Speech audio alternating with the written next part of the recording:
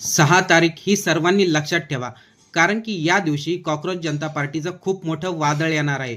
Cockroach जनता पार्टीचे संस्थापक असलेले अभिजित दिपके त्या दिवशी दिल्लीमध्ये येणार आहे.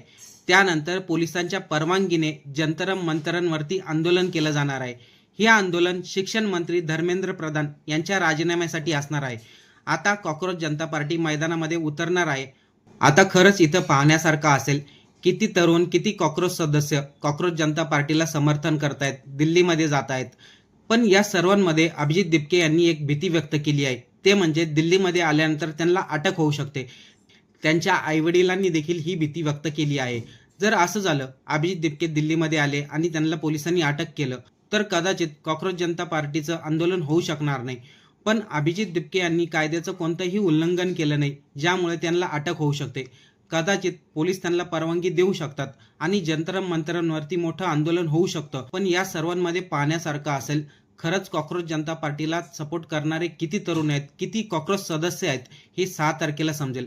कारण की हे आंदोलन फक्त शिक्षण मंत्री धर्मेंद्र प्रधान यांचं नाही आहे.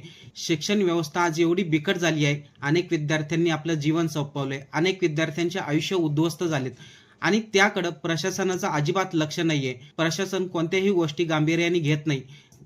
त्यामुळे नाविलाजाने कॉकरोच जनता पार्टीला मैदानामध्ये उतरण्याची गरज पडली आहे.